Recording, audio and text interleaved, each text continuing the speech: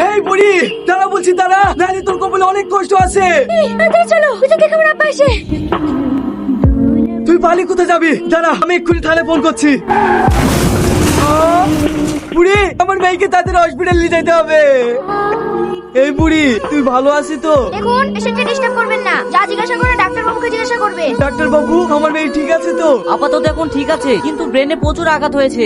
এই আঘাতের কারণে কোনো সময় আপনার মেয়ের স্মৃতিশক্তি চলে যেতে পারে। তাই আপনাকে বলছি, কোনো সময় আপনার মেয়েকে টেনশন দেবেন না। ডাক্তার বাবু, আমার ছেলে কিছু হয়নি তো? না তেমন কিছু হয়নি, সামান্য একটু হাতে চোট পেয়েছে। এই বুড়ি, তুই বললেই তো পারতি টপিককে ভালোবাসি, তাহলেই তো ওর সাথে বিধি দিত। পালাতে গেলি কেনে? তুই জানিস টপিকের আব্বা আমার ছোটবেলাকার বন্ধু। যা হওয়ার তা হয়ে গেছে, ওসব কথা এখন বাদ দে। বুড়িকে এখন বাড়ি লিস, তারপর একদিন ভালো দিন দেখি ছেলে মেয়ের ধুমধাম করে বিয়ে দেবো। ঠিক আছে, তাই হবে।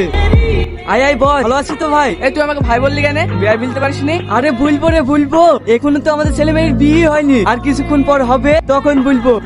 চাচা কি হলো রে? রীতিকে পাওয়া যাচ্ছে না। পাওয়া যাচ্ছে না মানে? ঠিক আছে, আমি বাড়ির দিকটা দেখছি, তুই বাড়ি মানে দেখ গা। ঠিক আছে।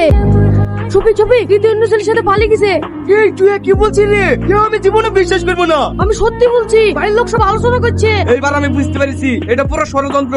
এই তোরা আয়। ইয়াসিন, এই ইয়াসিন, বেরিয়ে আয়। কি হলো ভাই? তুই যেটা করেছি সেটা কি ঠিক করেছি? আমি আবার কি করনু? তুই বুঝলেই তো পারতি আমার ছেলেকে তোর পছন্দ না, মেয়েকে বাড়ি থেকে সরে দি। অভিনয় করার কি আছে? চাচা বুড়িকে পাওয়া গেছে। আমি এক্ষুনি বাজারে দেখে আসনু। তাহলে বুড়িকে সঙ্গে করে ল্যাস নিলি কেনে? কি করলে আইবো চাচা? বুড়ি আর আমাদেরকে চিনতে পারছে না, সব সময় পাগলির মতো নাবল তাবল বলছে। তাহলে ডাক্তারের কথা মতো আমার মেয়ের স্মৃতিশক্তি হারিয়ে গেল। না না, আমার এটি স্মৃতিশক্তি হারিয়ে পড়ে না, সবকিছু আমার এটিকে দুষ্ট করে তুলবই। ডাক্তার বাবু, আমার এটি স্মৃতিশক্তি হারিয়ে গেছে, আপনি যে করে হোক আমার এটিকে ভালো করে দেন। এইটা সেই পেশেন্টটা না? এই পেশেন্টের কথা তো আমি আগেই বলেছি, একবার স্মৃতিশক্তি হারিয়ে গেলে আর কোনোদিন ফিরবে না।